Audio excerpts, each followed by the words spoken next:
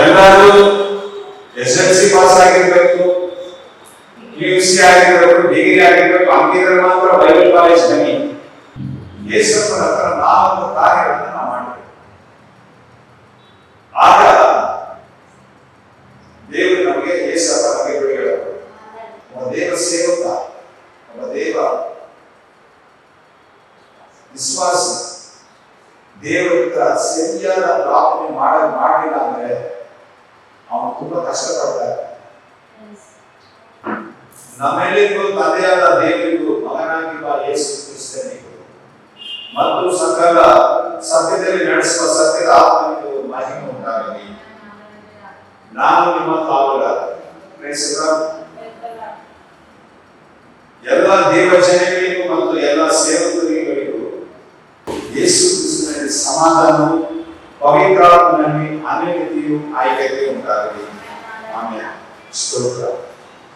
ಈ ಸಮಯದಲ್ಲಿ ದೇವರ ವಾಕ್ಯಕ್ಕೆ ಹೋಗೋಕ್ಕಿಂತ ಮುಂಚೆ, ದೇವರ ವಾಕ್ಯ ಧ್ಯಾನ ಮಾಡೋಕ್ಕಿಂತ ಮುಂಚೆ ಈ ವಾಕ್ಯವನ್ನ ಓದಿ ಧ್ಯಾನಕ್ಕೆ ಹೋಗೋಣ. 1 ಕೊರಿಂಥ 2ನೇ ಅಧ್ಯಾಯ 10ನೇ ವಾಕ್ಯದಿಂದ 11ನೇ ವಾಕ್ಯದವರೆಗೂ. ನಮಗಾದರೂ ದೇವರು ತನ್ನ ಆತ್ಮನ ಮೂಲಕ ಅದನ್ನು ಪ್ರಕಟಿಸಿದ. ದೇವರ ವಾಕ್ಯದ ಸತ್ಯಗಳನ್ನು ಪ್ರಕಟಿಸಿದ. ಆ ಆತ್ಮನು ಎಲ್ಲಾ ವಿಷಯಗಳಲ್ಲಿ ದೇವರ ಅಗಾಧವಾದ ವಿಷಯಗಳನ್ನ ಕೂಡ ಪರಿಶೋಧಿಸುವವನಾಗಿದ್ದಾನೆ. ಮನುಷ್ಯನ ಒಳಗಿನ ಆಲೋಚನೆಗಳನ್ನ ಕೂಡ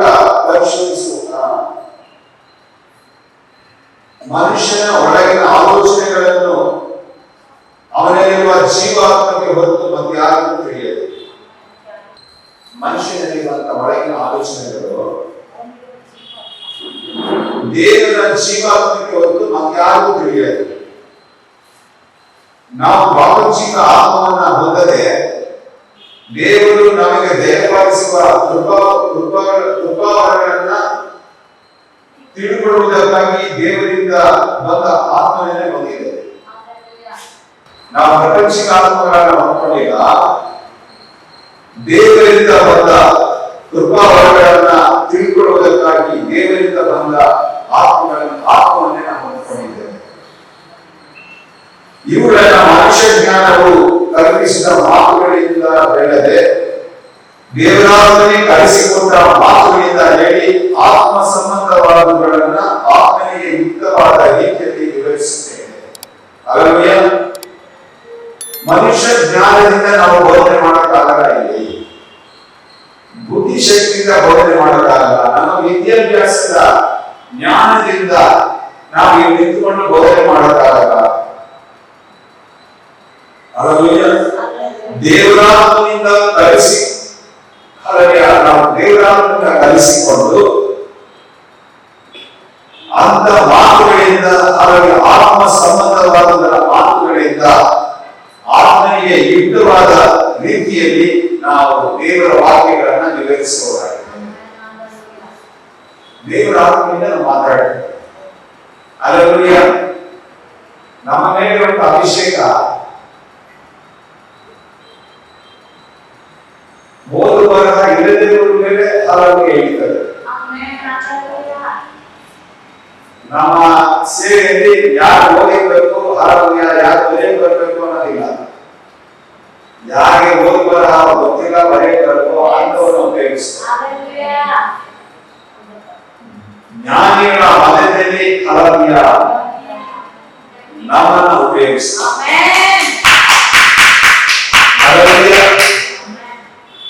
ಎಲ್ಲರೂ SSLC ಪಾಸ್ ಆಗಿರ್ಬೇಕು, PUC ಆಗಿರ್ಬೇಕು, ಡಿಗ್ರಿ ಆಗಿರ್ಬೇಕು, ಹಂಗಿದ್ರೆ ಮಾತ್ರ ಬೈಬಲ್ ಕಾಲೇಜ್ ಬನ್ನಿ.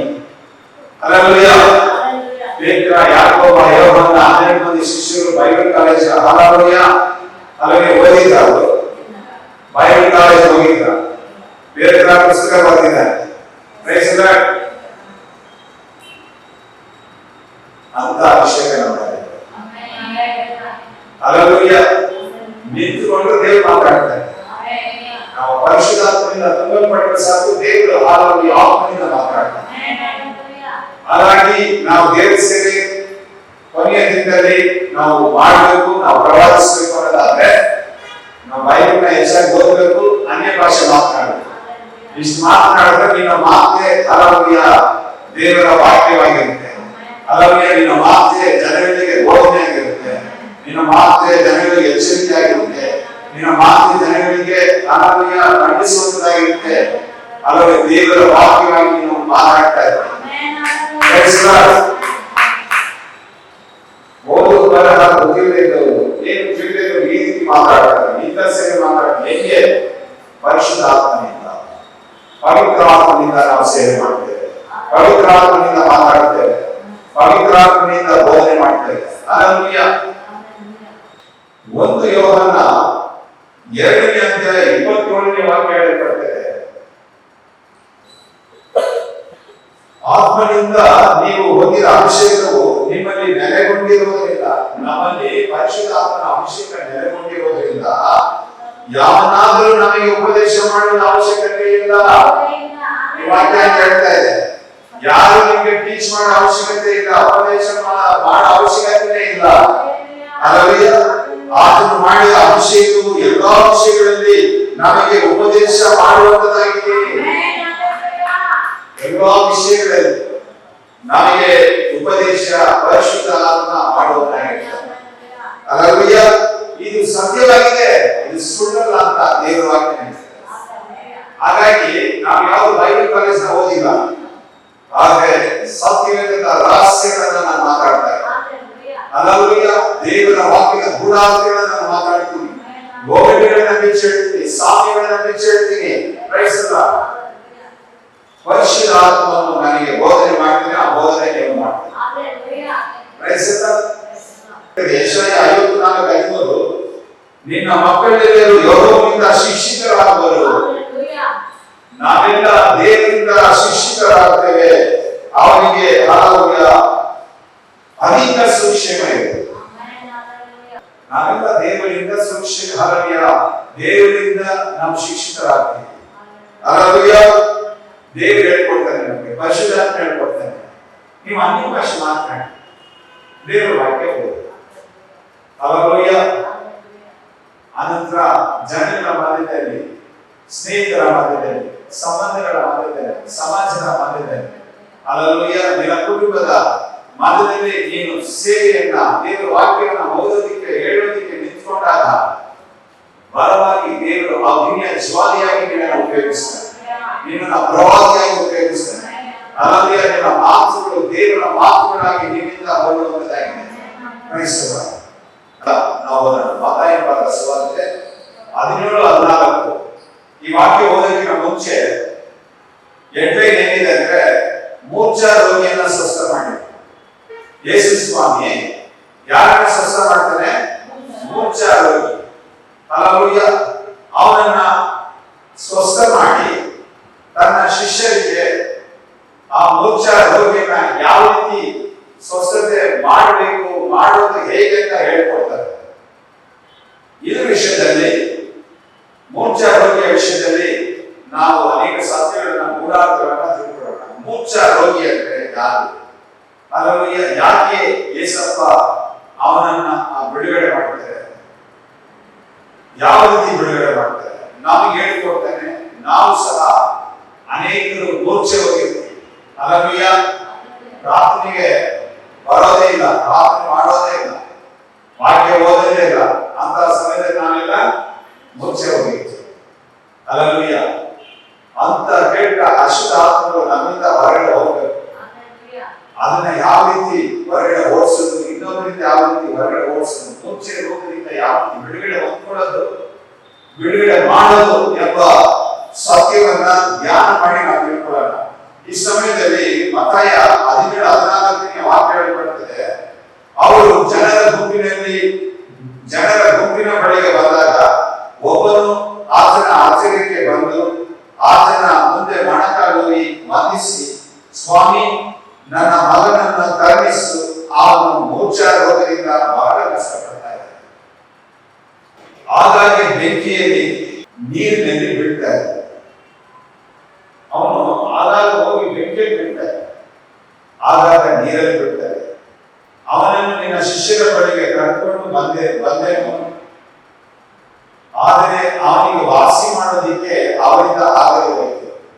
ಇಲ್ಲಿಯವರೆಗೂ ಸ್ವಲ್ಪ ಧ್ಯಾನ ಮಾಡೋಣ.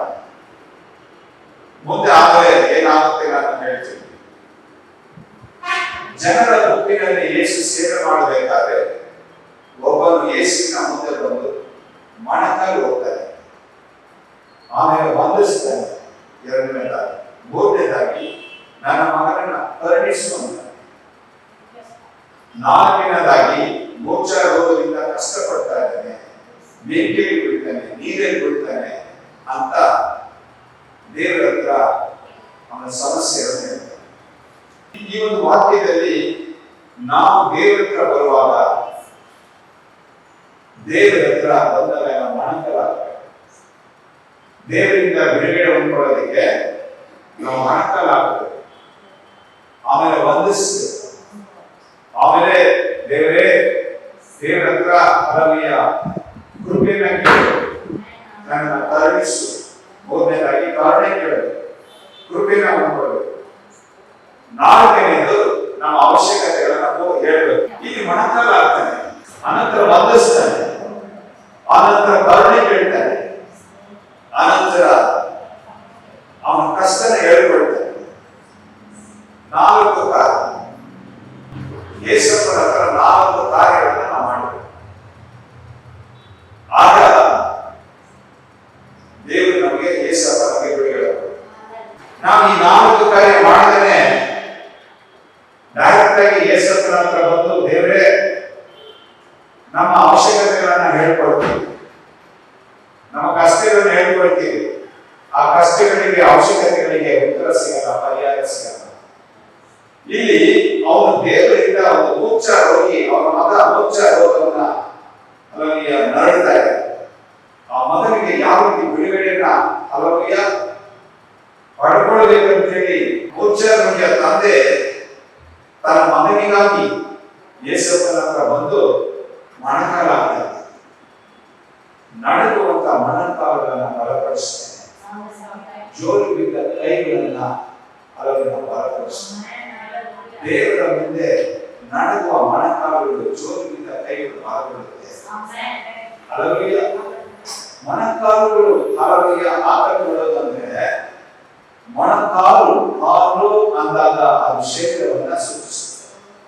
ನಿನ್ನ ಶರೀರವನ್ನ ದೇವರಿಗೆ ಸಮರ್ಪಿಸಬೇಕು.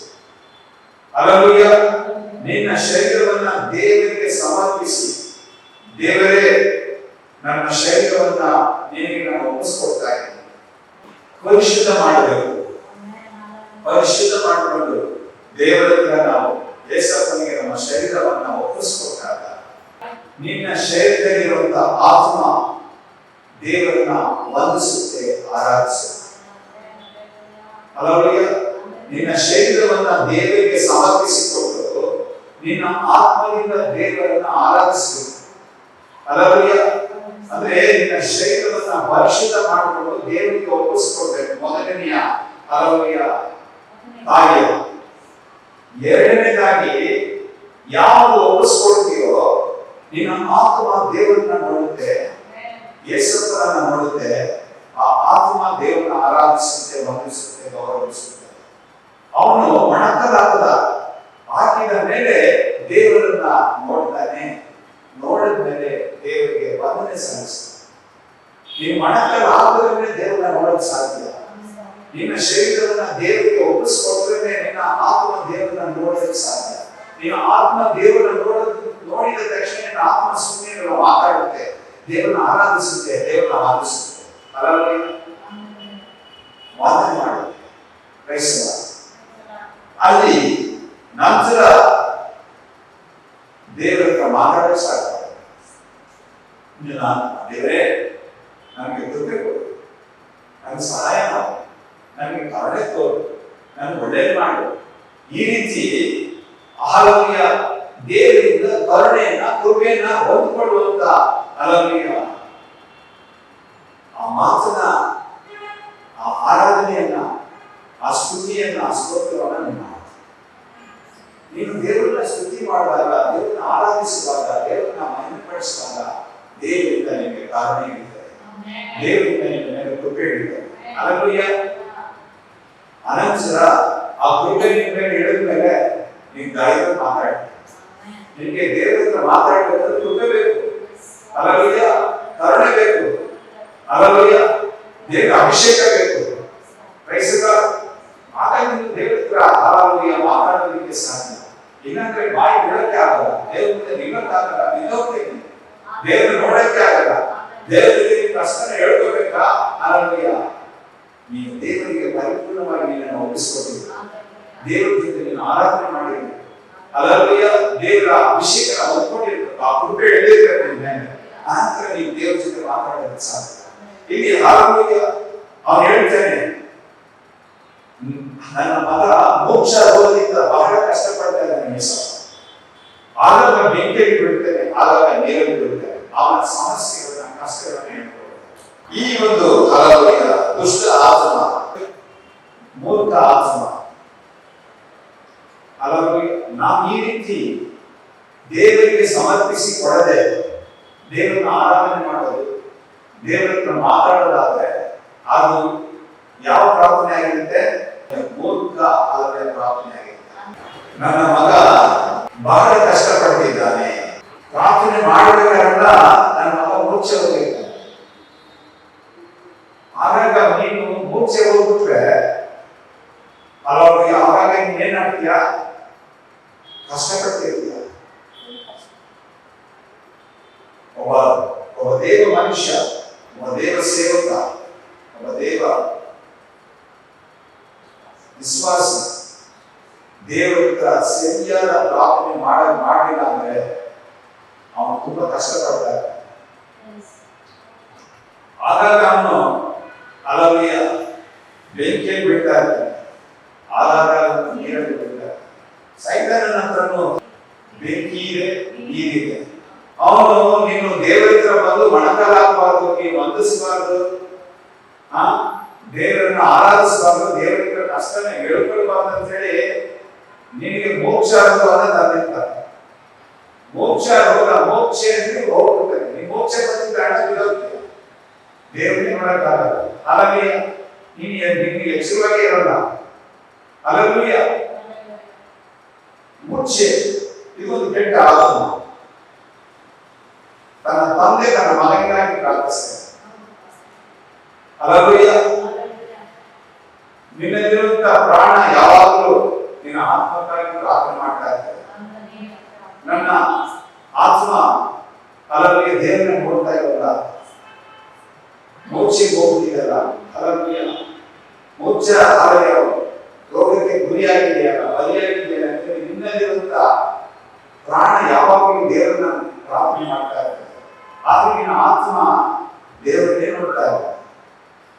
ಹಲ್ಲೆಲೂಯಾ, ಪ್ರಪಂಚದ ಚಿಂತೆಗಳಿಗೆ, ಪ್ರಪಂಚದ ಕಾರ್ಯಗಳಿಗೆ ಅವನಿಗೆ ಒಳಪಟ್ಟು ಅದಕ್ಕೆ ಬಲಿಯಾಗಿದೆ. ಮೋಕ್ಷ ಆತ್ಮ ಯಾರ ಮೇಲೆ ಇರುತ್ತೋ ಅವನು ಪ್ರಾರ್ಥನೆ ಮಾಡೋಕ್ಕಾಗಲ್ಲ, ಅವರು ದೇವರನ್ನ ನೋಡಕ್ಕಾಗಲ್ಲ. ಅವರ ಬಾಯಲ್ಲಿ ಹಲ್ಲೆಲೂಯಾ ಯಾವಾಗಲೂ ನೊರೆ ಬರ್ತಾ ಇರ್ತದೆ. ವಿಷಯ ಈ ಒಂದು ವಾಕ್ಯ ಓದುವಾಗ ನನಗೆ ದೇವರ ಆತ್ಮ ತಿಳಿಸಿದ್ದು, ಒಂದು ತಂದೆ ತನ್ನ ಮಗನಿಗಾಗಿ ಪ್ರಾರ್ಥನೆ ಮಾಡುವಂತ ಹಲ್ಲೆಲೂಯಾ. ಸೈತಾನನಿಗೆ ಬೆಂಕಿ ಅಂದ್ರೆ ಭಯ, ನೀರಂದ್ರೆ ಭಯ. ಅವನು ಏನ್ ಮಾಡ್ತಾನೆ? ಆಗಾಗ ಬೆಂಕಿ ಕಳ್ತಾನೆ, ಆಗಾಗ ನೀರಲ್ಲಿ ಕಳ್ತಾನೆ. ಯಾಕೆ ಬೆಂಕಿ ಕಳ್ತಾನೆ, ಯಾಕೆ ನೀರಲ್ಲಿ ಕಳ್ತಾನೆ? ನೀನು ದೇವರನ್ನ ನಂಬಿ ಆರಾಧನೆ ಮಾಡ್ಬಿಟ್ರೆ, ನೀನು ದೇವರನ್ನ ವಾಕ್ಯನ ಕೇಳ್ಬಿಟ್ರೆ ನೀನು ಹಲ್ಲೆಲೂಯಾ ಎಚ್ಚರ ಆಗುತ್ತೆ. ಮೋಕ್ಷ ರೋಗದಿಂದ ಎಚ್ಚರ ಆಗುತ್ತೆ. ಮೋಕ್ಷ ಆತ್ಮ ನಿನ್ನ ಬಿಟ್ಟು ಹೊರಗಡೆ ಹೋಗುತ್ತೆ. ಆಗ ನಿನ್ನಲ್ಲಿ ದೇವರಾತ್ಮ ಬರ್ತಾರೆ. ದೇವರಾತ್ಮ ಬಂದು ದೇವರ ವಾಕ್ಯ ನಿನ್ನನ್ನು ನಡೆಸುತ್ತೆ. ಆ ವಾಕ್ಯದಲ್ಲಿ ನೀನು ನಡೀತಾ ಇರ್ತೀಯ. ಆ ವಾಕ್ಯ ನಿನ್ನನ್ನು ಎಚ್ಚರಪಡಿಸ್ತದೆ. ಆ ವಾಕ್ಯ ನಿನ್ನನ್ನು ಕರ್ಕೊಂಡು ಯೇಸಪ್ಪನ ಕರ್ಕೊಂಡು ಹೋಗುತ್ತೆ.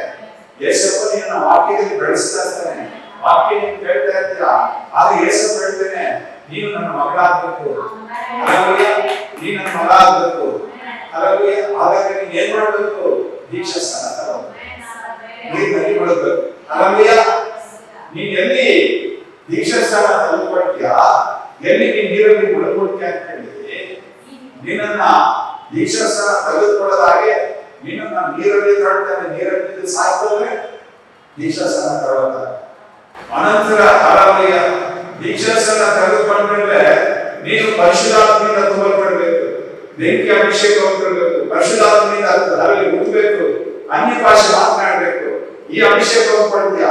ಅಭಿಷೇಕ ಹೊಂದ್ಕೊಂಡ್ರೆ ಅಲ್ಲವೇ ನಾನು ನಿನ್ನ ಹತ್ರ ಇರೋಕ್ಕಾಗಲ್ಲ, ಅಲ್ಲವೇ ನಾನು ನಿನ್ನನ್ನು ಕಂಟ್ರೋಲ್ ಮಾಡಕ್ಕಾಗಲ್ಲ, ಅಲ್ಲವೇ ನಾನು ನಿನ್ನನ್ನು ಆಳ್ವಿಕೆ ಮಾಡಕ್ಕಾಗಲ್ಲ ಅಂತೇಳಿ ಅಲ್ಲವೇ ಅವನು ಬೆಂಕಿ ಕಟ್ತಾರೆ. ಅಲ್ಲವೇ ಯಾರು ಪರಿಶುದ್ಧಾತ್ಮನಿಂದ ಅಲ್ಲವೇ ಆ ನೀರಿನಿಂದ ಹೊರಗೆ ದೀಕ್ಷಾಸ್ನಾನ ಹೊಂದ್ಕೊಳ್ತಾರೋ ಅವನ ಮೇಲೆ ಮುದ್ರೆ ಹಾಕಲ್ಪಡುತ್ತೆ. ಅಲ್ಲವೇ ಅವನ ಶರೀರದ ಮೇಲೆ ಸೈತಾನ ಕಾರ್ಯ ಮಾಡಲ್ಲ. ಅಲ್ಲವೇ ಎರಡನೇದಾಗಿ ಅವನ ಅಭಿಷೇಕನ ಹೊಂದ್ಕೊಳ್ತಾನೆ, ಅನ್ಯ ಭಾಷೆ ಬರನ ಹೊಂದ್ಕೊಂಡಿದ ತಕ್ಷಣ ಅವನ ಆತ್ಮದ ಮೇಲೆ ಮುದ್ರೆ ಹಾಕಲ್ಪಡುತ್ತೆ. ಅಲ್ಲವೇ ಅವನ ಆತ್ಮನ ಯಾರು ಮುಟ್ಟಕ್ಕಾಗಲ್ಲ. ಅಲ್ಲವೇ ಅವನ ಆತ್ಮ ಅಲ್ಲವೇ ಅನಂತರ ಅವನ ಅಭಿಷೇಕ ಹೊಂದ್ಕೊಂಡಿದ ನಂತರ ಕರ್ತನ ಭೋಜನದಲ್ಲಿ ಪಾಲುಗಾರಿಕೆಯನ್ನು ತೆಗೆದುಕೊಂಡಿದ್ದ ಪ್ರಾಣದ ಮೇಲೆ ಮುದ್ರೆ ಆಗುತ್ತೆ, ಮುದ್ರೆ ಹಾಕಲ್ಪಡುತ್ತೆ. ಅವನ ಪ್ರಾಣನ ಯಾರು ಮುಟ್ಟಕ್ಕಾಗಲ್ಲ. ಯೋಗನಿಗೆ ಅಗೇತನ ಬೇರೆ ಹಾಕಿದ್ದು, ಯೋಗನಿಗೆ ಬೇರೆಯನ್ನ ಹಿಂದಾಕಿದ್ದಾನೆ. ಅವನಿಗೂ ಅಲವಯ ಅವನ ಮನೆಗೂ ಅವನ ಸ್ವಾಸ್ಥ್ಯ ಇತ್ತು, ಅವನಿಗೂ ಅವನ ಮನೆಗೂ ಅಲ್ಲವೇ ಅವನ ಸ್ವಾಸ್ಥ್ಯ ಇತ್ತು. ಅಲವಯ ನೋಡಿ, ಆತ್ಮ ಪ್ರಾಣ ಶರೀರಕ್ಕೆ ಬೇರೆ ಹಾಕಲ್ಪಟ್ಟಿದೆ. ಅವನಿಗೂ ಅದರ ಆತ್ಮ ಅಲವಯ ಅವನ ಆತ್ಮಕ್ಕೆ ಬೇರೆ ಹಾಕಲ್ಪಟ್ಟಿದೆ. ಅವನ ಆತ್ಮನ ಯಾರು ಮುಟ್ಟಕ್ಕಾಗಲ್ಲ. ಅಲವಯ ಅವನ ಮನೆ ಅದರ ಶರೀರ, ಅವನ ಶರೀರಕ್ಕೆ ಬೇರೆ ಹಾಕಲ್ಪಟ್ಟಿದೆ. ಅಲ್ಲವೇ ಅವನ ಮನೆ ಅವನ ಶರೀರನ ಯಾರು ಮುಟ್ಟಕ್ಕಾಗಬಾರದು. ಅನಂತರ ಅವನ ಸ್ವಾಸ್ಥ್ಯ ಅಲ್ಲವೇ ಆ ಸ್ವಾಸ್ಥ್ಯನೇ ಪ್ರಾಣ. ಅಲ್ಲವೇ ಅವನ ಸ್ವಾಸ್ಥ್ಯಕ್ಕೆ ಪ್ರಾಣ, ಅದಕ್ಕೆ ಬೇರೆ ಹಾಕಲ್ಪಟ್ಟಿದೆ. ಹಾಗಾಗಿ ಅವನನ್ನ ಹತ್ರ ಯಾರು ಸೈತಾನ ಹೋಗಕ್ಕಾಗ್ತಾನ, ಅವನ ಒಳಗಡೆ ನುಗ್ಗಕ್ಕಾಗ್ತಾನ. ಕಾರಣ ದೇವರಿಗೆ ಅವನು ಅಲ್ಲವೇ ಯಜ್ಞಗಳನ್ನ ಹೋಮಗಳನ್ನ ಬಲಿಗಳನ್ನ ಸಮರ್ಪಿಸುತ್ತಾ ಆರಾಧನೆ ಮಾಡ್ತಾ ಅವನು ಅವನ ಮನೆಗೂ ಅವನಿಗೂ ಅವನ ಸ್ವಾಸ್ಥ್ಯಕ್ಕೂ ಬೇರೆ ಆಗ್ತಾನೆ.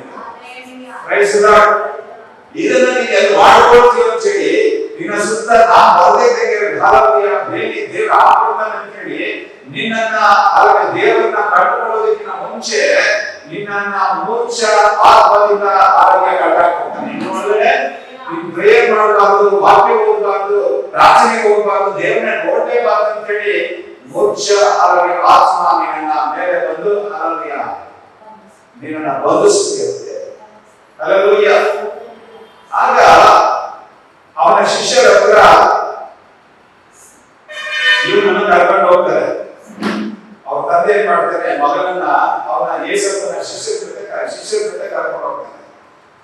ಶಿಷ್ಯರು ಪ್ರೇಯರ್ ಮಾಡ್ತಾರೆ, ಬಿಡುಗಡೆ ಯೇಸು ಸ್ವಾಮಿ ಅಲ್ಲೇ ನಿಂತಿಲ್ಲ. ಅಲ್ಲವೇ ಯೇಸು ಸ್ವಾಮಿ ಅಲ್ಲೇ ನಿಂತಿಲ್ಲ. ಯೇಸುವಿನ ನಾಮದಲ್ಲಿ ಮೋಕ್ಷ ರೋಗಕ್ಕೆ ಅಲ್ಲವೇ ಮೋಕ್ಷ ಆತ್ಮ ಬಿಟ್ಟು ಬಂದ್ರೆ ಅದು ಹೋಗಲೇ ಇಲ್ಲ.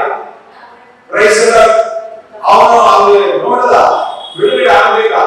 ಈ ಶಿಷ್ಯರ ಹತ್ರ ಯಾವ ಪ್ರಯೋಜನ ಆಗ್ಲಿಲ್ಲ ನನಗೆ ಅಂತೇಳಿ ಗಂಟೆಗೆ ಯೇಸು ಸ್ವಾಮಿ ಹತ್ರ ಬರ್ತಾರೆ. ಯೇಸು ಸ್ವಾಮಿ ಹತ್ರ ಬಂದು ಆ ಕಂಪ್ಲೇಂಟ್ ಅನ್ನು ಹೇಳ್ತಾನೆ, ನಿನ್ನ ಶಿಷ್ಯರ ಹತ್ರ ಹೋದೆ, ನನ್ನ ಮಗನನ್ನ ಕರ್ಕೊಂಡು ಅಲ್ಲವೇ ಅವರ ಕೈಯಿಂದ ಅವನನ್ನ ವಾಸಿ ಮಾಡಕ್ಕೆ ಆಗಲಿಲ್ಲ. ಅಲ್ಲವೇ ಅದಕ್ಕೆ ಯೇಸು ಶಿಷ್ಯರನ್ನ ಕರೀತಾರೆ. ಶಿಷ್ಯರನ್ನ ಕರೆದು 17ನೇ ವಾಕ್ಯ ಹೇಳಲ್ಪಡ್ತದೆ. ಅದಕ್ಕೆ ಯೇಸು ಎಲ್ಲ ನಂಬಿಕೆ ಇರತಕ್ಕ ಮೂರ್ಖ ಸಂತಾನಕ್ಕೆ ನಾನು ಇನ್ನೆಷ್ಟು ದಿವಸ ನಿಮ್ಮ ಸಂಗಡ ಇರುವುದು, ಇನ್ನೆಷ್ಟು ದಿವಸ ನಿಮ್ಮನ್ನ ಸಹಿಸಿಕೊಳ್ಳಲಿ, ಅವನನ್ನ ಇಲ್ಲಿಗೆ ನನ್ನ ಬಳಿಗೆ ಕರ್ಕೊಂಡು ಬಂದಿರಿ. ಅದನ್ನ ಮೂರ್ಛ ರೋಗವನ್ನ, ಮೂರ್ಛ ಆತ್ಮವನ್ನ ಯಾವ ರೀತಿ ಬಿಡುಗಡೆ ಮಾಡೋದು, ಯಾವ ರೀತಿ ಓಡಿಸೋದು ಅಂತ ಹೇಳಿ ತನ್ನ ಶಿಷ್ಯರಿಗೆ ಹೇಳ್ಕೊಡ್ತಾನೆ. ಹೆಂಗ್ ಹೇಳ್ಕೊಡ್ತಾನೆ? ಅವನ ಹತ್ರ ಕರೆದು ಎಲ್ಲ ಶಿಷ್ಯರುಗಳನ್ನ ಮೂರ್ಖ ಸಂತಾನವೇ ಅಂತ ಬೈತಾರೆ. ಎಲ್ಲ ಮೂರ್ಖ ಸಂತಾನವೇ, ನಂಬಿಕೆ ಇಲ್ಲದಂತ ಮೂರ್ಖ ಸಂತಾನ. ನೀವು ನಾನು ಇಲ್ಲೇ ನಿಂತಿದ್ದೀನಿ, ಅವನಿಗೆ ಹೋಗಿ ಪ್ರಾರ್ಥನೆ ಮಾಡ್ತಾ ಇದ್ದೀರಾ, ಆದ್ರೆ ಆ ಪ್ರಾರ್ಥನೆ ನಂಬಿಕೆ ಇಲ್ಲದ ಪ್ರಾರ್ಥನೆ, ಮೂರ್ಖತನದ ಪ್ರಾರ್ಥನೆ. ನಂಬಿಕೆ ಇಲ್ಲದ ಪ್ರಾರ್ಥನೆ ಮೂರ್ಖ ಪ್ರಾರ್ಥನೆ.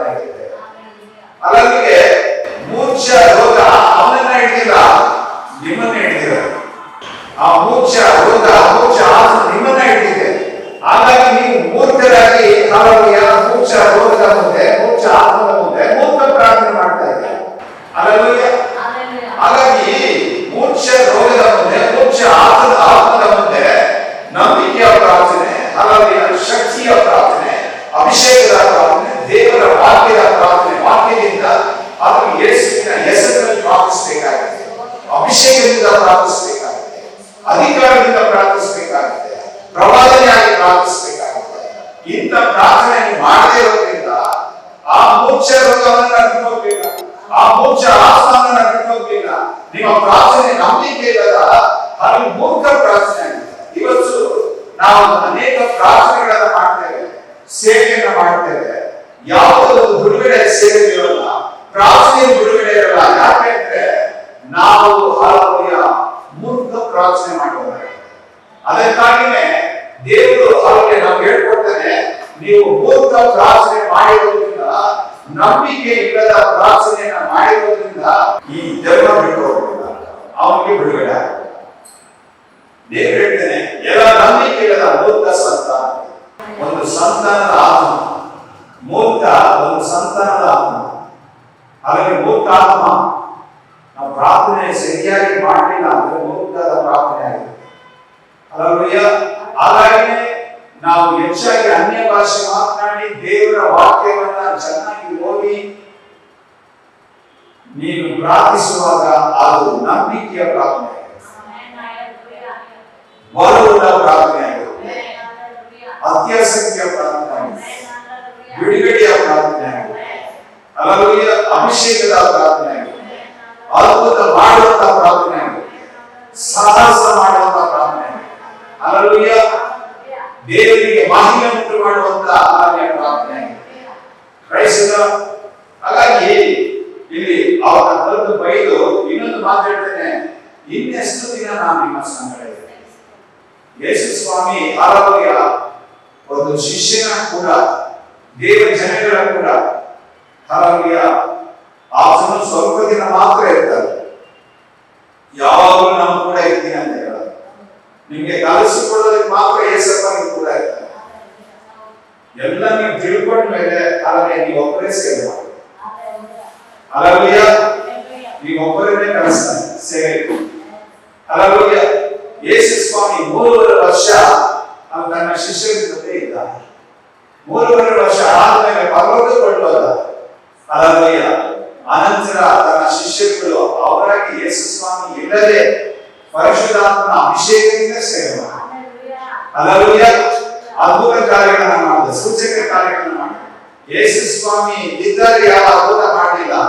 ಯೇಸು ಸ್ವಾಮಿ ಹೋದ ಮೇಲೆ ಪರಿಶುದ್ಧಾತ್ಮದಿಂದ ತುಂಬಲ್ಪಟ್ಟು ಅನ್ಯ ಭಾಷೆ ಮಾತನಾಡಿ ಅನಂತರ ಆಕೆಯ ಮಹಿಮೆ ಕಾರ್ಯ, ಸೂಚಕ ಕಾರ್ಯ, ಅದ್ಭುತ ಕಾರ್ಯಗಳನ್ನ ಮಾಡಿದ. ಹಲ್ಲೆಲೂಯಾ. ಅದು ಮೂರ್ಖ ಪ್ರಾರ್ಥನೆ ಅಲ್ಲ, ಜ್ಞಾನದ ಪ್ರಾರ್ಥನೆ, ಬುದ್ಧಿಯುಳ್ಳ ಪ್ರಾರ್ಥನೆ, ಹಲ್ಲೆಲೂಯಾ. ಶಕ್ತಿಯುಳ್ಳ ಪ್ರಾರ್ಥನೆ, ಶಕ್ತಿಯುಳ್ಳ ಸೇವೆ, ಹಲ್ಲೆಲೂಯಾ. ಶಕ್ತಿಯುಳ್ಳ ಆರಾಧನೆ, ಶಕ್ತಿಯುಳ್ಳ ಹಲ್ಲೆಲೂಯಾ ವಾಕ್ಯದ ಧ್ಯಾನ, ಸೇವೆ, ಪರಿಶುದ್ಧಾತ್ಮನಿಂದ ತುಂಬಿ ಮಾಡುವಂತ ಅದನ್ನ ಕಲಿಸಿಕೊಡ್ತಾರೆ. ಅದಕ್ಕಾಗಿನೇ ನಾನು ಹೋದ ಮೇಲೆ ಒಬ್ಬ ಸಹಾಯಕ ಬರ್ತಾನೆ. ಆ ಸಹಾಯಕ ಬಂದು ನನಗೆ ಎಲ್ಲ ಹೇಳ್ಕೊಟ್ಟಲ್ಲ, ಎಲ್ಲ ವಿಷಯದಲ್ಲೂ ನಿಮ್ಮನ್ನ ಸತ್ಯದಲ್ಲಿ ನಡೆಸ್ತಾನೆ, ಮುಂದೆ ಆಗೋದನ್ನ ಹೇಳ್ಕೊಡ್ತಾನೆ. ಹಲ್ಲೆಲೂಯಾ. ಎಲ್ಲ ತಿಳಿಸ್ಕೊಡ್ತಾನೆ. ನೀವು ಪರಿಶುದ್ಧಾತ್ಮನಿಂದ ತುಂಬಿ ಹಲ್ಲೆಲೂಯಾ ಪ್ರಾರ್ಥನೆ ಮಾಡಿ. ಅವರು ತುಂಬಾ ಯೇಸುವನ್ನ 3.5 ವರ್ಷ ಚೆನ್ನಾಗಿ ನೋಡ್ಕೊಂಡ್ಬಿಟ್ರು. ಶಿಷ್ಯರುಗಳು ಯೇಸು ಸ್ವಾಮಿನ 3.5 ವರ್ಷ ಚೆನ್ನಾಗಿ ಹಲ್ಲೆಲೂಯಾ ನೋಡಿ ಧ್ಯಾನ ಮಾಡಿದ್ರು, ದೇವರನ್ನ ಅರ್ಥ ಮಾಡ್ಕೊಂಡ್ರು. ಅದಕ್ಕೆ ಸೇವೆ ಮಾಡೋದು ಹೆಂಗೆ, ಮಾತಾಡೋದು ಹೆಂಗೆ, ಜನರನ್ನ ಬಿಡುಗಡೆ ಮಾಡೋದು ಹೆಂಗೆ ಅಂತ ಗೊತ್ತಿಲ್ಲ. ಆ ಶಕ್ತಿ ಅವರಿಲ್ಲ, ಅವರ ಬಲ ಇದ್ದಿಲ್ಲ, అలాగే ಆ ಜ್ಞಾನ ಇದ್ದಿಲ್ಲ, ಆ ಧೈರ್ಯ ಇದ್ದಿಲ್ಲ. అలాగే ಆ ಧೈರ್ಯ, ಆ ಜ್ಞಾನ, ಆ ಶಕ್ತಿ, ಆ ಬಲ అలాగే ಅವ್ರಿಗೆ ಬೇಕಾಗಿತ್ತು. ಅದಕ್ಕಾಗಿಯೇ ಅಪೊಸ್ತಲರಿಗೆ 1:8 ಹೇಳಲ್ಪಟ್ಟಿದೆ, ಹಲ್ಲೆಲೂಯಾ. ಪರಿಶುದ್ಧ ಆತ್ಮನಿನ ಮೇಲೆ ಬರುವಾಗ ಬಲವನ್ನು ಕೊಡುತ್ತಾನೆ. ಯುದಾಯ ಸಮಾಜ ಎಲ್ಲ ಸ್ಥಳಗಳಲ್ಲಿ ನನ್ನ ಸೇವೆಯನ್ನು ಮಾಡಿ ಸಾಕ್ಷಿಯಾಗಿರ್ತೀಯ, ಎಲ್ಲರನ್ನು ಬಿಡುಗಡೆ ಮಾಡ್ತೀರಾ. ಹಲ್ಲೆಲೂಯಾ. ಅದಕ್ಕಾಗಿ ಪರಿಶುದ್ಧ ಆತ್ಮನ ಹೊಂದ್ಕೊಳ್ಳಿ ಅಂತೇಳಿ ಅವರನ್ನ ಪ್ರಾರ್ಥನೆಗೆ ಕಳಿಸ್ತಾರೆ. ಹಲ್ಲೆಲೂಯಾ. ಯೇಸು ಸ್ವಾಮಿ ಪುನರುತ್ಥಾನ ಆದಮೇಲೆ ಹಳೆ ಒಡಂಬಡಿಕೆಯನ್ನ ಯೇಸು ಸ್ವಾಮಿ ತನ್ನ ಶಿಷ್ಯರಿಗೆ 40 ದಿವಸಗಳಲ್ಲಿ ಟೀಚ್ ಮಾಡ್ತಾನೆ, ಬೋಧಿಸ್ತಾನೆ. ಬೋಧನೆ ಮಾಡಿದ ಮೇಲೆ ಅವರನ್ನ ಪ್ರಾರ್ಥನೆ ಮಾಡಲು ಕಲಿಸ್ತಾರೆ. ಹೋಗಿ ಈಗ ಪ್ರಾರ್ಥನೆ ಮಾಡಿ, ಪ್ರಾರ್ಥನೆಗೆ ಹೋಗಿ ಕೊಡಿ, ನಿಮ್ಮ ಮೇಲೆ ಪರಿಶುದ್ಧಾತ್ಮ ಬರ್ತಾನೆ, ನಿಮ್ಮ ಮೇಲೆ ಅಭಿಷೇಕ ಇರ್ತದೆ. ಆಗ ಹಲ್ಲೆಲೂಯಾ ಆ ಪರಿಶುದ್ಧ ಆತ್ಮ ಬಂದು ನಿಮ್ಮ ಸಕಲ ಸಾಧ್ಯತೆಯಾಗಿ ನಡೆಯುತ್ತೆ. ಸಕಲ ಹಲವೆಯ ಸತ್ಯದಲ್ಲಿ ನಡೆಸ್ತಾನೆ ಹೇಳಿ ಕ್ರೈಸ್ತ ಅಂತ ಹೇಳ್ಕೊಟ್ಟ ಮೇಲೆ ಹಲವೆಯ ಮೇಲೆ ಹುಡುಕ್ತಾನೆ ಯೇಸು. ಹಲವೆಯ ಎಲ್ಲ ಸತ್ಯಗಳ ರಹಸ್ಯಗಳನ್ನ ಎಲ್ಲ ಗೂಢಾರ್ಥಗಳನ್ನ ನೀವು ಹೋದ್ರೆ ಎಲ್ಲ ಹೇಳ್ಕೊಡ್ತಾನೆ ಯೇಸು ಸ್ವಾಮಿ. ಹೇಳಿಕೊಟ್ಟು ಅವ್ರ ಮೇಲೆ ತನ್ನ ಉಸಿರಿನಿಂದ ಹುಡುಕ್ತಾರೆ. ಆ ಉಸಿರೇ ಆ ಹಲವೆಯ ಅದು ಜೀವ ಶ್ವಾಸ. ಆ ಯೇಸು ಸ್ವಾಮಿಯ ಜೀವ ಶ್ವಾಸ ಉಸಿರು ಅವರನ್ನ ಕರ್ಕೊಂಡು ಹಲವೆಯ ಹಾಗೇನೆ ಯೆರೂಸಲೇಮಿನಲ್ಲಿ ಮೇಲಂತಸ್ತಿನ ಮನೆಗೆ ಕರ್ಕೊಂಡು ಹೋಗಿಸುತ್ತೆ ಪ್ರಾರ್ಥನೆ ಮಾಡೋದು. ಹಲವೆಯ ಯೇಸು ಸ್ವಾಮಿ ಹೋಗೋದನ್ನ ಎಲ್ಲರೂ ನೋಡ್ತಾರೆ, ಕಣ್ತುಂಬ ನೋಡ್ತಾರೆ. ಯೇಸು ಹೋದ ಮೇಲೆ ಬಂದು ಹೇಳ್ತಾರೆ ದೇವದೂತರು, ಯೇಸು ಹೆಂಗ್ ಹೋಗಿದಾರೋ ಅಂತ ಹಾಗೆ ಬರ್ತಾರೆ. ಹಲವೆಯ ಅವ್ರು ಬಂದು ನಿಮ್ಮನ್ನ ಕರ್ಕೊಂಡು ಹೋಗೋದಿದ್ರೆ ದೇವರು ಎಲ್ಲ ಹೇಳ್ಕೊಟ್ಟಲ್ಲ. ಈಗ 40 ದಿವಸದಲ್ಲಿ ಹಲವಾರು 3 ವರ್ಷ ಏನೆಲ್ಲ ಯೇಸುವಿನ ಜೊತೆ ನೋಡಿದ್ರಿ ಮಾಡಿದ್ರಿ ತಿಳ್ಕೊಂಡ್ರಲ್ಲ, ಅದನ್ನೆಲ್ಲ ಪರಿಶುದ್ಧಾತ್ಮ ಬಂದು ನಿಮ್ಮ ಒಳಗಡೆ ಆರೋಗ್ಯ ಇದ್ದು ಎಲ್ಲವನ್ನ ಮತ್ತೆ ಹೇಳ್ಕೊಟ್ಟು ನಡೆಸ್ತಾರೆ. ನೀವು ಹೋಗಿ ಪ್ರಾರ್ಥನೆ ಮಾಡಿ ಹಲವಾರು ಅಂತ ಹೇಳಿದ್ಮೇಲೆ ಅವ್ರು ಹೋಗಿ ಪ್ರೇಯರ್ ಮಾಡ್ತಾರೆ. ಪ್ರಾರ್ಥನೆಯಲ್ಲಿ 10 ದಿನ ಪ್ರಾರ್ಥನೆಯನ್ನು ನೋಡ್ತಾರೆ. ಅಭಿಷೇಕ ಅವರಿಗೆ ಇರ್ತದೆ. ಹಲವಾರು ಅನಂತರ ಹಲವಾರು ಕ್ರಿಸ್ತನ ಯೇಸಪ್ಪನ ಸಭೆಯನ್ನು ಕಟ್ಟೋದಕ್ಕೆ ಲೋಕದ ಅಲ್ಲಿ ಕಟ್ಟ ಕಡೆದರು ಹಲವಾರು 4 ಪ್ರಪಂಚದ 4 ಕಡೆಗೆ ಸುವಾರ್ತೆಯನ್ನ ಹಲವಾರು ಸಾಕ್ತಾರೆ. ನಾವು ಮಾಡುವಂತ ಪ್ರಾರ್ಥನೆ ಮೂರ್ಖ ಪ್ರಾರ್ಥನೆ ಮಾಡ್ತಾ ಇದ್ರೆ ದೇವರಿಂದ ಯಾವ ಉತ್ತರ ಬರಲ್ಲ. ಹಾಗಾಗಿ ದೇವರು ಮೂರ್ಖ ಆತ್ಮಗಳನ್ನ ಯಾವ ರೀತಿ ಓಡಿಸೋದು ಅಂತ ಹೇಳಿ ಹೇಳ್ಕೊಡ್ತಾರೆ. ಮೂರ್ಖರ ಪ್ರಾರ್ಥನೆ ಮಾಡಿದ್ರೆ ಮೂರ್ಖ ಆತ್ಮ ಮೋಕ್ಷ ಆತ್ಮ ಹೋಗಲ್ಲ. ಹಾಗಾಗಿ ನಾವೆಲ್ಲ ಮೋಕ್ಷ ಹೋಗಿದ್ರೆ ನಮ್ಮ ಪ್ರಾರ್ಥನೆ ಏನಾಗಿರುತ್ತೆ? ಹಾಗಾಗಿ ಮೂರ್ಖ ಪ್ರಾರ್ಥನೆ. ಹಾಗಾಗಿ ಒಂದು ಸಭೆಯಲ್ಲಿ ಮೋಕ್ಷ ಆತ್ಮ ಇದೆ. ಇದುವರೆಗೂ ಸಭೆಯಲ್ಲಿ ಒಂದು ಮೋಕ್ಷ ಆತ್ಮ ಎಲ್ಲರೂ ಮೋಕ್ಷ ಹೋಗಿರ್ತಾರೆ. ಸೇವಕ ಬಂದು ಸೇವೆ ವಿಶ್ವಾಸ ಸಾಕ್ತಾ ಇದ್ರೆ ಏನು ಕೇಳಕ್ಕಾಗಲ್ಲ, ಬಂದ್ರೆ ಆಗೋದಿಲ್ಲ. ಅವರಿಗೆ ಕಿವಿ ಒಳಗಡೆ ಹೋಗಲ್ಲ, ತಲೆ ಒಳಗಡೆ ಹೋಗಲ್ಲ, ಎಂದು ಬಂದಿರ್ತಾರೆ ಹಾಗೆ ಹೋಗ್ತಾರೆ. ಯಾಕೆ ಅಂದ್ರೆ ಅವರ ಆತ್ಮ ಮೋಕ್ಷ ಹೋಗಿದೆ. ನಮ್ಮೆಲ್ಲರ ಆತ್ಮ ಮೋಕ್ಷ ಹೋಗಿದ್ರೆ ನಮ್ಗೆ ದೇವರಿಂದ ಏನು ಹಲವೆಯ ಪ್ರಕಟಣೆ ಬರೋದಿಲ್ಲ, ತಿಳ್ಕೊಳಕ್ಕಾಗಲ್ಲ. ನೀನು ಎಚ್ಚರ ಇದ್ರೆ ತಾನೆ ಹಲವೆಯ ನಾನು ಹೇಳೋದು ದೇವರು ಹೇಳೋದು ಕೇಳಿಸೋದು. ಹಾಗಾಗಿ ಎಚ್ಚರ ಆಗಬೇಕು. ನೀನು ಎಚ್ಚರವಾಗದೆ ಹಲವೆಯ ಸ್ವಸ್ಥಚಿತ್ತವಾಗಿರು, ಎಚ್ಚರವಾಗಿದ್ದು ಪ್ರಾರ್ಥಿಸು. ಈ ಎಚ್ಚರವಾಗಿದ್ದು ಪ್ರಾರ್ಥನೆ ಮಾಡುವಂತದೇ ಅನ್ಯ ಭಾಷೆ. ಅನ್ಯ ಭಾಷೆ ಪ್ರಾರ್ಥನೆ ಮಾಡುವವನು ಯಾವಾಗಲೂ ಎಚ್ಚರವಾಗಿರ್ತಾನೆ. ಹಲವೆಯ ಅವನು ಯಾವಾಗಲೂ ಆಕ್ಟಿವ್ ಆಗಿರ್ತಾನೆ. ಹಲವೆಯ ಅವನು ಯಾವಾಗಲೂ ದೇವರ ವಾಕ್ಯ ಹೋಗ್ತಾನೆ, ಯಾವಾಗಲೂ ಆರಾಧನೆ ಮಾಡ್ತಿರ್ತಾನೆ, ಯಾವಾಗಲೂ ಹಾಗೆ ದೇವರ ಸೇವೆಗಳನ್ನ ಮಾಡೋದಕ್ಕೆ, ದೇವರ ಸಂಕಲ್ಪನ ನೆರವೇರಿಸೋದಕ್ಕೆ ಅವನು ಯಾವಾಗಲೂ ಸಿದ್ಧನಾಗಿರ್ತಾನೆ. ಹಾಗಾಗಿ ನೀನು ಎಚ್ಚರದಿಂದ ನಿನ್ನ ಆತ್ಮ ಮೋಕ್ಷದಿಂದ ಎಚ್ಚರವಾಗಬೇಕಾ? ಪ್ರತಿಯೊಬ್ಬರ ಆತ್ಮ ಮೋಕ್ಷ ಹೋಗಿದೆ ಈಗ. ಅಲ್ಲವೇ ಯೇಸು ಅಲ್ಲವೇ ಶಿಷ್ಯರಿಗೆ ಹೇಳ್ಕೊಡ್ತೇನೆ, ನಿಮ್ಮ ಆತ್ಮಗಳು ಮೋಕ್ಷ ಹೋಗಿರೋದ್ರಿಂದ ಆ ಮೋಕ್ಷ ರೋಗದ ಆತ್ಮದ ಮುಂದೆ ನೀವು ಯಾವ ರೀತಿ ನಂಬಿಕೆಯಿಂದ ಪ್ರಾರ್ಥನೆ ಮಾಡೋದಕ್ಕೆ ಗೊತ್ತಾಗಲಿಲ್ಲ. ಇನ್ನು ಮೇಲೆ ನಾನು ನೀವು ಎಷ್ಟು ದಿನ ನಿಮ್ ಸಂಗಡ ಇರಲಿ, ಎಷ್ಟು ದಿನ ನಿಮ್ಮನ್ನ ಸಹಿಸಿಕೊಳ್ಳಿ. ಅಲ್ಲವೇ ಅವನ್ನ ಬದಲಿಸ್ತಾರೆ, ಎಚ್ಚರಿಸ್ತಾರೆ, ಖಂಡಿಸ್ತಾರೆ. ಅಲ್ಲವೇ ಪರಿಶುದ್ಧಾತ್ಮನ ಮೊದಲ ಕಾರ್ಯ ಎಚ್ಚರಿಸೋದು, ಗದರಿಸೋದು, ಖಂಡಿಸೋದು. ಅಲ್ಲವೇ ಪರಿಶುದ್ಧಾತ್ಮನ ಒಳಗಡೆ ಬಂದು ನಮ್ಮನ್ನು ಎಚ್ಚರಿಸ್ತಾನೆ. ಹೆಂಗೆ ಎಚ್ಚರಿಸ್ತಾನೆ? ನೀನು ಅನ್ಯ ಭಾಷೆ ಮಾತನಾಡಿದ್ರೆ ನೀನು ಆತ್ಮನ ತಟ್ಟಿ ಎಬ್ಬಿಸ್ತಾನೆ. ಅಲ್ಲವೇ ಎದೋಡು, ಅಲ್ಲವೇ ದೇವರಿಗೆ ಬರ್ತಾನೆ, ದೇವ್ರು ಮಾತಾಡ್ತಾನೆ, ದೇವ್ರ ವಾಕ್ಯ ಓದು. ಅಲ್ಲಿ ದೇವ್ರು ನಿನಗೆ ತಿಳಿಸ್ಕೊಡ್ತಾನೆ ಸತ್ಯಗಳನ್ನ, ರಹಸ್ಯಗಳನ್ನ. ಅಲ್ಲವೇ ನೀನು ಅನ್ಯ ಭಾಷೆ ಮಾತನಾಡು, ದೇವರ ವಾಕ್ಯನ ಓದು, ದೇವ್ರ ನಿನ್ನ ಜೊತೆ ಮಾತನಾಡೋದಕ್ಕೆ ಆರಂಭಿಸ್ತಾನೆ. ದೇವ್ರು ಮಾತನಾಡೋದು ನೀವು ಕೇಳಿಸುತ್ತೆ. ಅಲ್ಲವೇ ದೇವರ ಸಂಕಲ್ಪಗಳನ್ನ ಹೇಳ್ಕೊಡ್ತಾನೆ. ಅಲ್ಲವೇ ದೇವರ ಚಿತ್ತನ ನೆರವೇರಿಸೋದಕ್ಕೆ ಅಭಿಷೇಕ ಮಾಡಿಕೊಡ್ತಾನೆ. ಆನಂತರ ಯೇಸು ಹಲವೆಯ ಆ ಮಗನನ್ನ ಕರೆದು ಯೇಸು ಅವನನ್ನ ಬದಲಿಸ್ತಾನೆ. ಅಲ್ಲವೇ ದೇವರು ಅವನನ್ನ ಬಿಟ್ಟು ಹೋಯಿತು. ಅಲ್ಲವೇ ಆ ಮೋಕ್ಷ ರೋಗ, ಮೋಕ್ಷ ದೇವರು ಅವನನ್ನ ಬದಲಿಸಿದ ಬಿಟ್ಟು ಹೋಯಿತು. ಯೇಸು ಬದಲಿಸಿದ ತಕ್ಷಣ ಬಿಟ್ಟು ಹೋಯಿತು. ಯಾರನ್ನ ಬದಲಿಸಿದ? ಮೋಕ್ಷ ರೋಗವನ್ನ ಬದಲಿಸಿದ. ಅಲ್ಲವೇ ಅಶುದ್ಧಾತ್ಮವನ್ನ, ಆ ಕೆಟ್ಟ ಆತ್ಮವನ್ನ ಬದಲಿಸಿದ. ಅಲ್ಲವೇ ಸರಿಯಾಗಿ ನೋಡಿ, ಯೇಸು ಅವನನ್ನ ಬದಲಿಸಿದ. ಯೇಸು ಅವನ ಒಳಗಿರುವ ಆತ್ಮವನ್ನ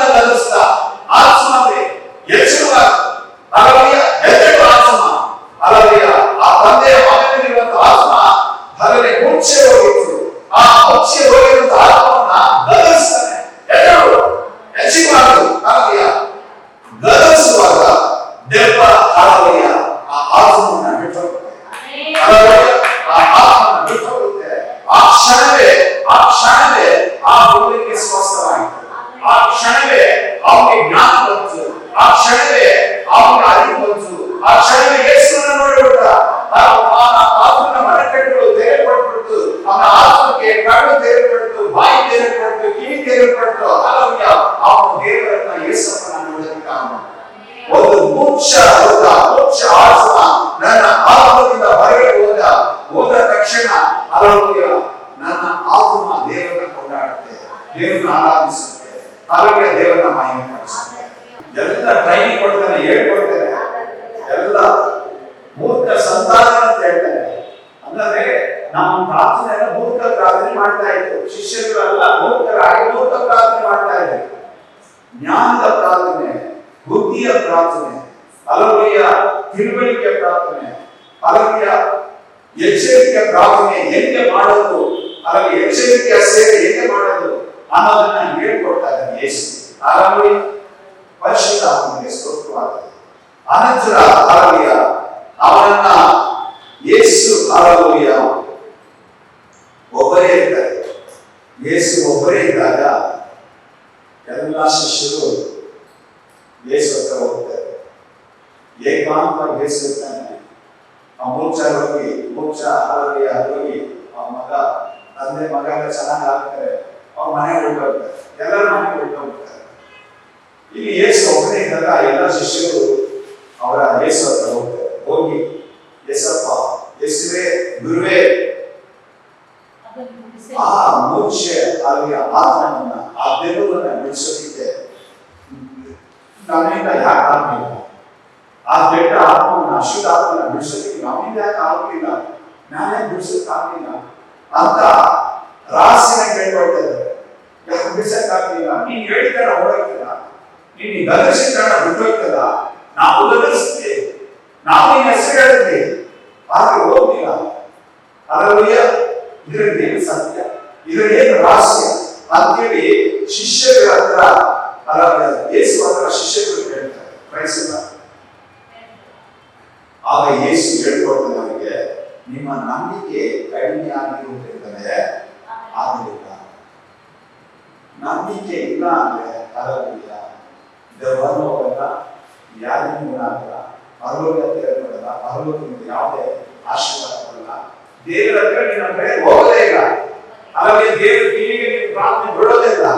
ಯಾಕೆ ಅಂದ್ರೆ ನಿನ್ನ ಪ್ರಾರ್ಥನೆ ನಂಬಿಕೆ ಇಲ್ಲದ ಮೂರ್ಖ ಪ್ರಾರ್ಥನೆ ಆಗಿದೆ. ಹಾಗಾಗಿ ಅದಕ್ಕೆ ಯೇಸುವನ್ನ ಬೈತಾನೆ, ನಂಬಿಕೆ ಇಲ್ಲದ ಮೂರ್ಖ ಸಂತಾನಕ್ಕೆ. ಮೂರ್ಖ ಪ್ರಾರ್ಥನೆ ಮಾಡ್ತೀರಾ, ನಂಬಿಕೆ ಇಲ್ಲದ ಪ್ರಾರ್ಥನೆ ಮಾಡ್ತೀರಾ. ಹಾಗಾಗಿ ನಂಬಿಕೆಯಿಂದ ಪ್ರಾರ್ಥನೆ ಏನು ಮಾಡಬೇಕು? ಹಾಲೆಲೂಯ, ನಂಬಿಕೆ ಅಂದ್ರೆ ಏನು? ಹಾಲೆಲೂಯ, ಪರಲೋಕ ರಾಜ್ಯವು ಸಾಸಿವೆ ಕಾಳಿಗೆ ಹೋಗಿದ್ದಾರೆ. ಈ ವಾಕ್ಯ ಹೇಳಲ್ಪಟ್ಟಿದೆ, ನಿನಗೆ ಸತ್ಯವಾಗಿ ಹೇಳ್ತೇನೆ, ಸಾಸಿವೆ ಕಾಳಷ್ಟು ನಂಬಿಕೆ ನಿನಗಿರುವುದಾದ್ರೆ ನೀವು ಈ ಬೆಟ್ಟಕ್ಕೆ ಇಲ್ಲಿಂದ ಅಲ್ಲಿಗೆ ಹೋಗ್ತಾರೆ.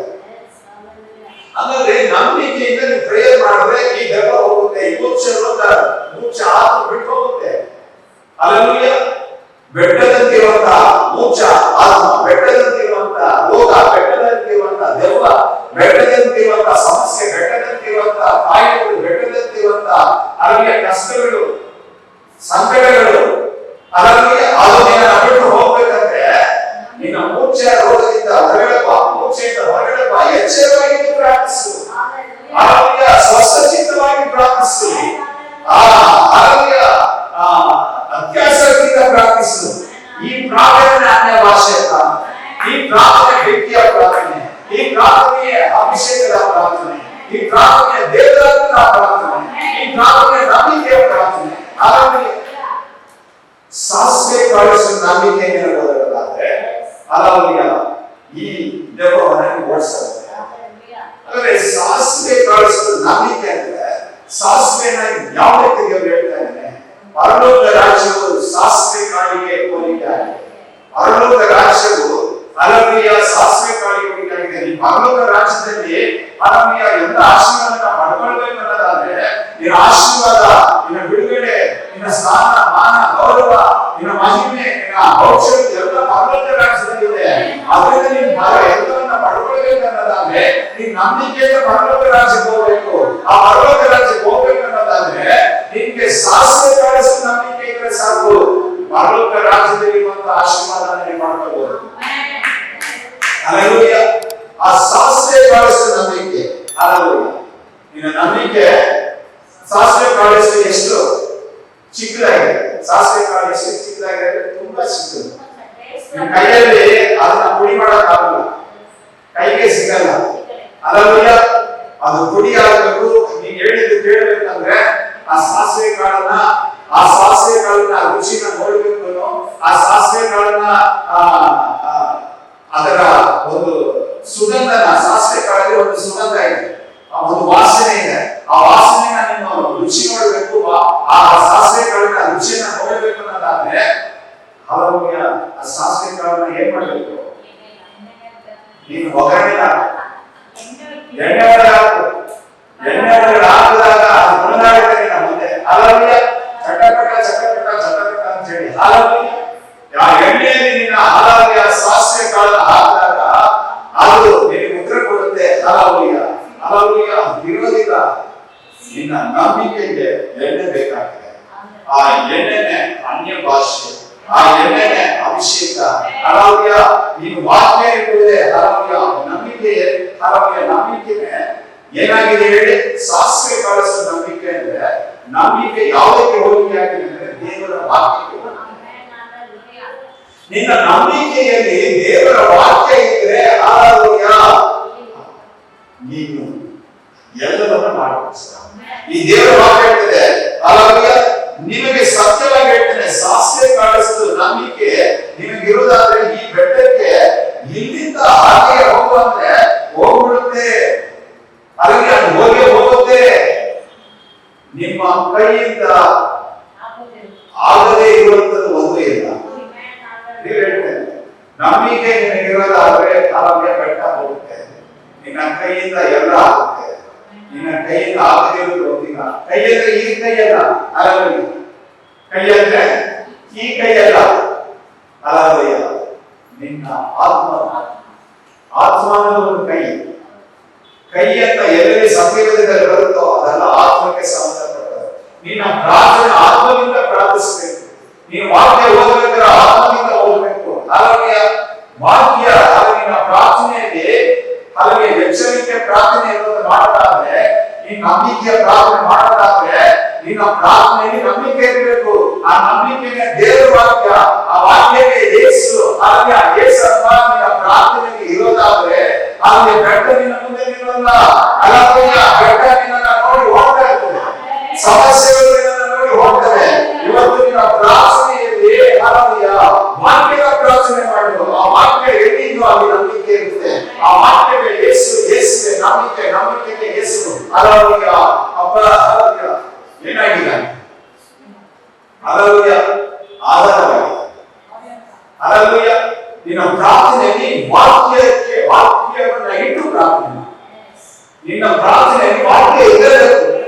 ಆ ವಾಕ್ಯ ಇದ್ದರೆ ಹಲ್ಲೆಲೂಯಾ ಸೈತಾನ ಹೊರಡದು. ಹಲ್ಲೆಲೂಯಾ. ನನ್ನ ವಾಕ್ಯವು ನಿನ್ನಲ್ಲಿ ನೆಲೆಗೊಂಡಿರೋದಾದ್ರೆ